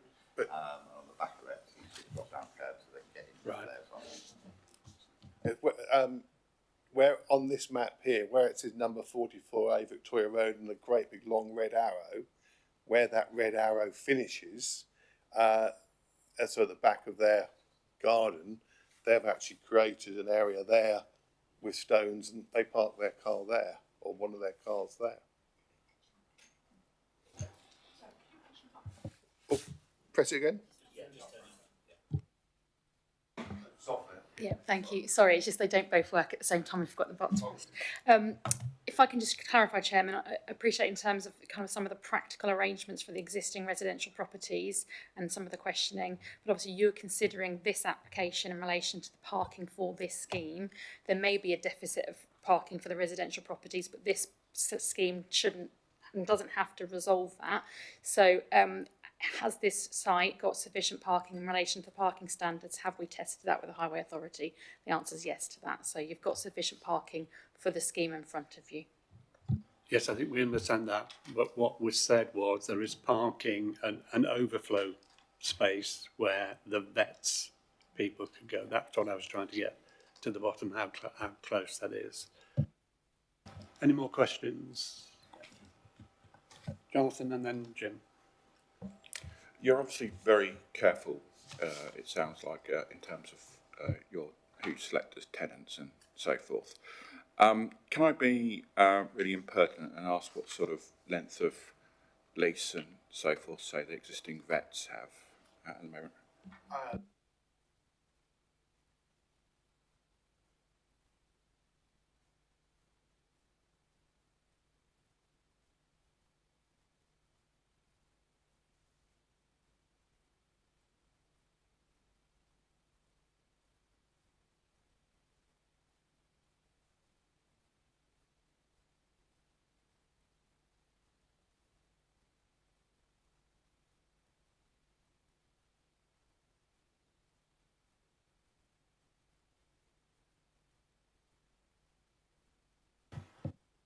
Slightly linked. I've got two questions actually, but the first one is just what are the business benefits of this extension for you and for the tenants?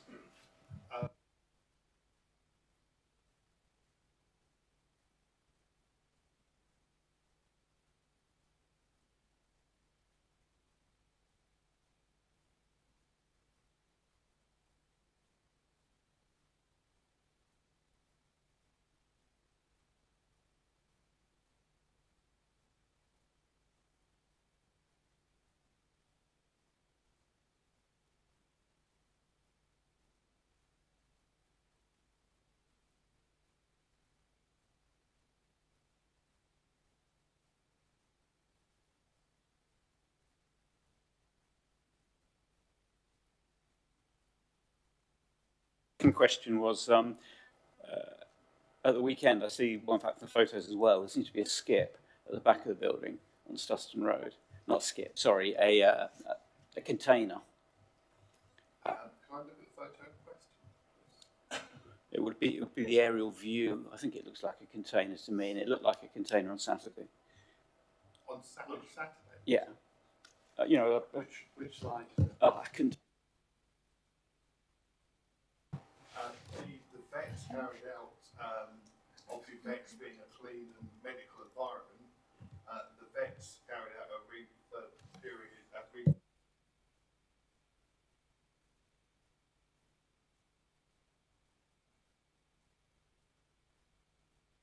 It looked like to me like a container that you get on, you know, a haulage container. Yeah.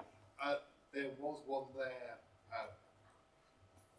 5-6 years ago for builders materials whilst they were working inside, or excavating years ago, but without My record. Chairman, in terms of on the Google images, there is a red container on the coming from the Stuston Road. That was moved 4 or 5 years ago, approximately. Yeah. I didn't. I must admit, I thought there was one there on Saturday afternoon, but That was purely for the builder and some materials in there, so it was temporary. Right, are there any more questions? I think I've just got one, sir. If you look on the left-hand side, the west side of the new extension, are there any windows in that side of the building? If you go to number 4 again, please. So, where the arrow is, No windows at all. no windows at all in that. Any more questions? No, thank you very much. If you'd like to take your place again. And Councillor Munsell, please.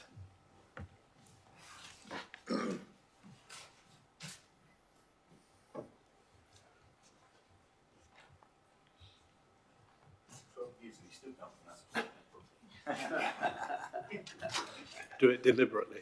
I know you do. 5 minutes, we'll warn you with 1 minute to go. All good.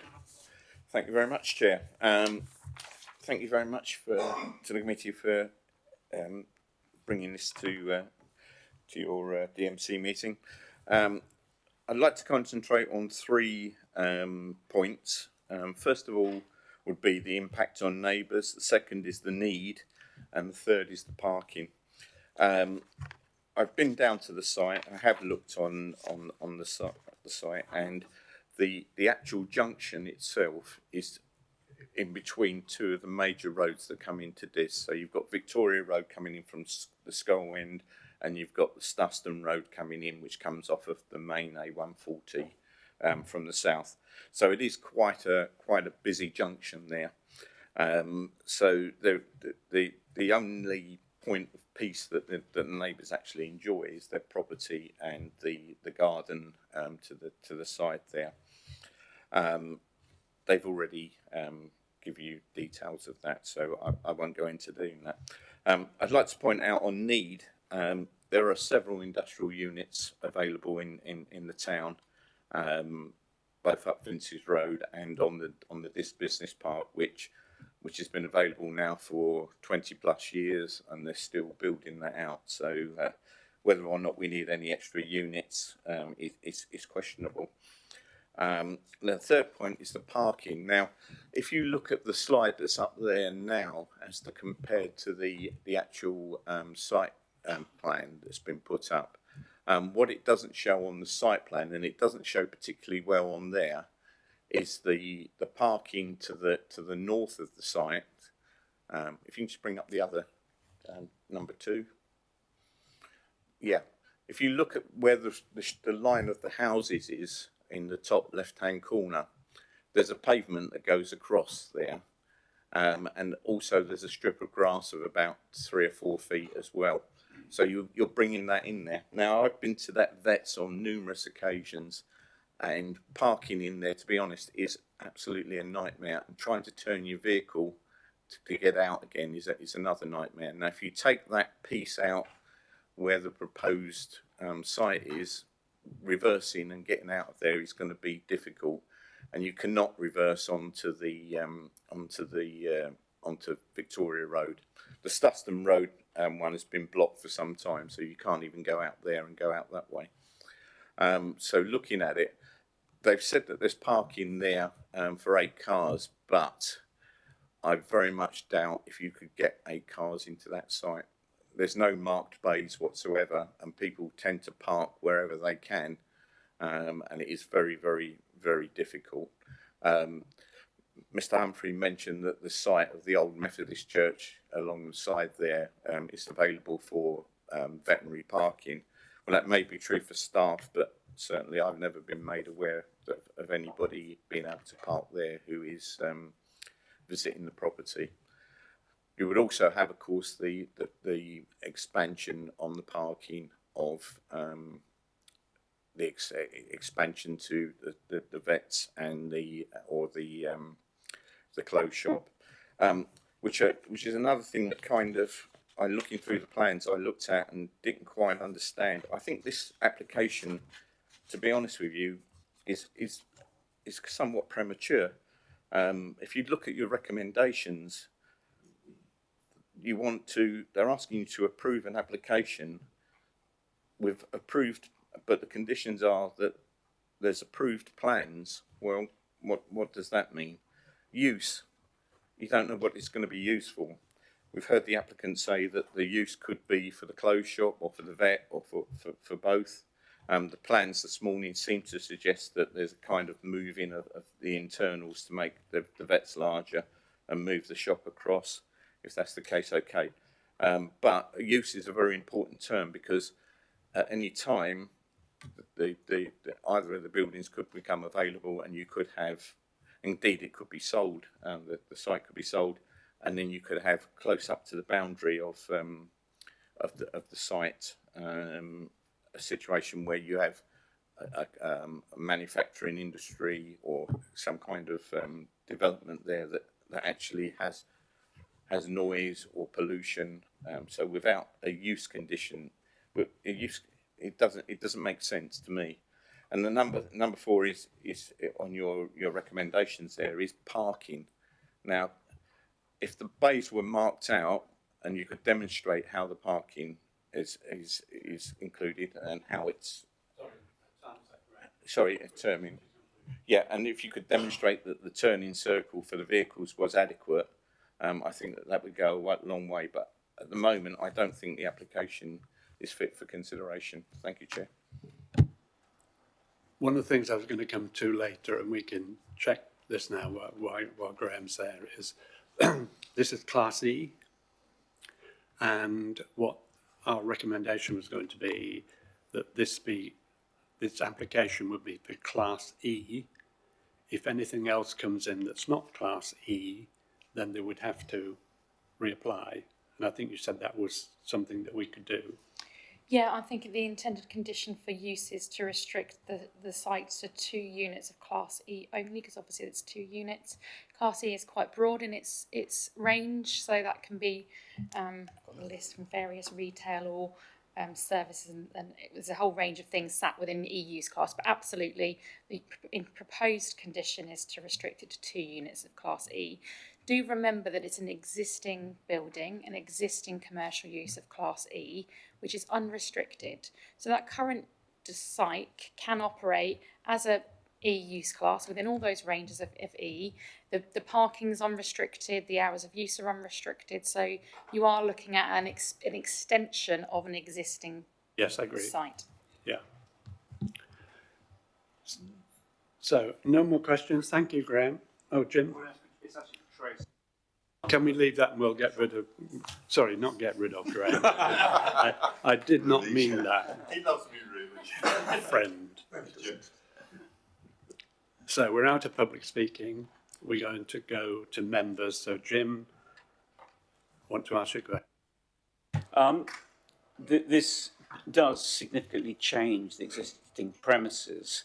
So in the light of that significant change to the existing premises, is it not reasonable to place some additional restrictions on use class? It would depend on which restrictions you're intending. So the current site has very limited planning history in it, so it's currently an E use class, which this proposal is within the same use class. It's within E. So it is unrestricted, and so what you've got to look at is, does that extension and how then the amenities and how that site will operate, does that lead you to add additional requirements because of the extension? So yes, you know, it's reasonable to be very specific that this needs to be E use class. You're making that, you know, the extension and the site should be E. Industrial type. No, if I just list, so E use class does include any industrial process being a use which can be carried out in a residential area. So old school kind of minor, small scale industrial, light industrial basically. But that's only if that use can operate in any residential environment by virtue of noise, vibration, smells, noise. So there's always a judgment there. But yeah, most of them. So E-use classes includes things such as retail, food and drink for consumption on site. It doesn't include hot food takeaways and things. Financial services, professional services, indoor sport recreation, creche facilities, offices, research development. So that's quite a broad range of use classes within the E-use class. The important thing is those big industrial things. Yeah, sit within a different use class. Yeah, parking's been mentioned many times, including by Councillor Minchell, to say if you could demonstrate a turning area, it would be fine. It was mentioned by the applicant, and there's off-site parking, and the condition is parking, but that's such a general topic. How can we be sure how are we going to address all the concerns that have been raised? I mean, could you even condition parking in a completely different site, because they're under different, I guess, on different leases? So it's like, how will this, you know, what's the thoughts on this parking condition? And my understanding, I've got Cindas next to me, is that the parking condition that's been drafted is to provide the parking prior to the first use of the extension, which would be laid out and demarcated. Now, clearly there is that gap, and I think this, you know, has been set out. I don't think we understand it. We haven't got details of how vehicles turn within the site, enter onto the highway in a forward gear. So that is something that we can understand.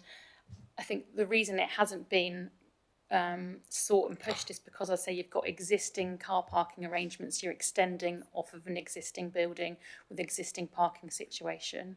If members are concerned with the parking arrangements, and that's something that we can delegate authority to ensure and resolve that we can secure the parking standard requirements, which was the 12 parking, or 11.6, 12 parking spaces with appropriate turning, would have to have a look at that. In terms of whether or not it's appropriate to secure off-site parking, you're assessing the scheme in front of you, so that's a no. If you feel that the parking is insufficient for the extension and for the historic use of the site, then that would lead you to determine this scheme's unacceptable. As a reminder, you have got no objection from the Highway Authority, no highway safety issues, and an existing unrestricted site. As you know, the applicant has set out that previous use was for a plant hire business, which could come in today and operate a number of vehicular movements and parking without any controls from the local planning authority. So, not saying that you shouldn't have due regard to the parking situation and make sure that's satisfactory. We have got a site. This is just an extension of an existing site that we're trying to deal with here. So, yes, so in that parking condition, you'll be looking at the implications of greater parking requirement for the extra businesses. I think the current condition for the that has been drafted is to set out and demarcate the parking spaces prior to the first occupation. So that is based on what's been submitted already, which relates to the 8 spaces to the north and 4 to the south. Sorry, if I could just add to that. So the intention for the condition is relative to the parking spaces at the back, because those are the new marked parking spaces, and obviously because of the location of the extension, those are the ones that are likely to be impacted. I don't know how reasonable it would be to condition the existing parking at the front, because obviously the extension's not anywhere near or impacting the parking spaces at the front.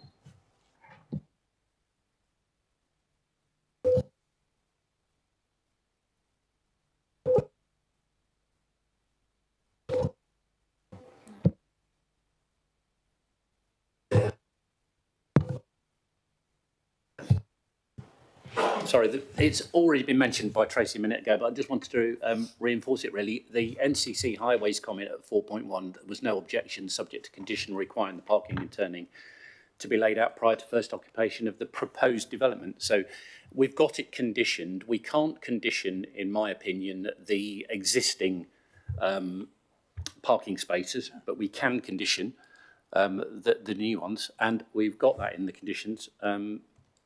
And I just wanted to point out that it is conditioned. Thank you, Chair. I was just going to echo what Martin just said.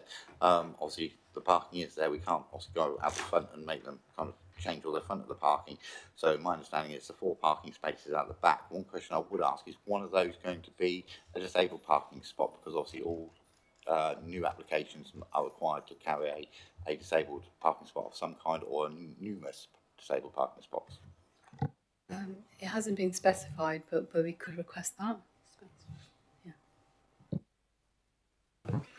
Yeah, can I just clarify this reference to 11.7 parking spaces?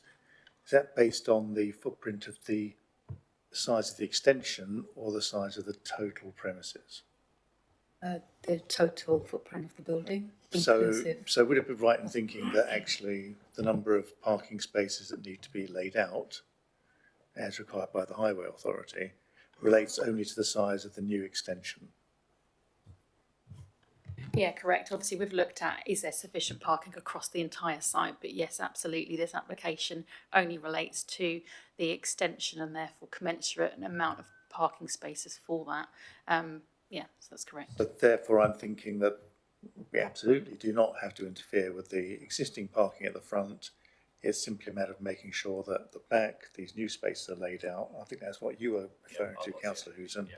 So I think, for clarity, I think we can disregard any issues about overall parking capacity. Sorry, I don't personally agree with that statement, because we have heard how both businesses, and particularly the vets, and both are going to be accessed from the front. Both businesses are expecting increased throughput of customers bigger businesses. Bigger businesses mean more customers. We have to look at the aggregate of parking for the site, I think. And I'd also request that the applicant and indeed the officers expect it, that parking spaces are actually laid out across front and back, because I think if they're not laid out, not that laying them out is a panacea, but it does help good parking standards. So, does you want to answer that, the laying out of the parking spaces? Yeah, sorry, I'd just like to add that the most recent permission for the site only required 6 parking spaces. So technically, the site as existing under the current parking standards wouldn't comply. So it is an improvement because obviously although they're only technically creating 4 marked spaces, there is sufficient space at the front for 8 spaces. I mean, I suppose we could ask for them to be marked out, but I don't know if it would meet the tests because, like I said, they are existing spaces and they're not being impacted by the proposal. Just again, why are we trying to make things more difficult for people who are trying to improve a business opportunity?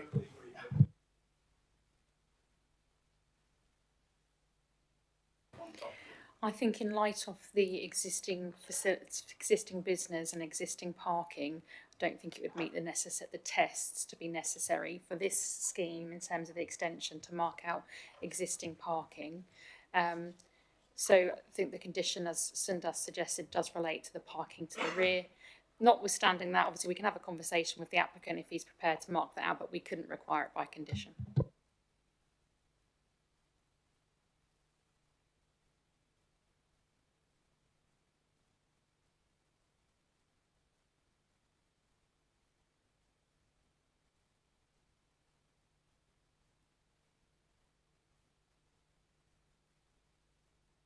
That's 9 in favour, Chair.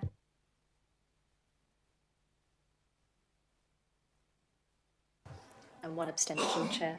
That's carried. Chairman, sorry, I'm going to have to apologise to the committee. I had to abstain on that matter as I missed a large part of the hearing as my attention was diverted to another matter. Right.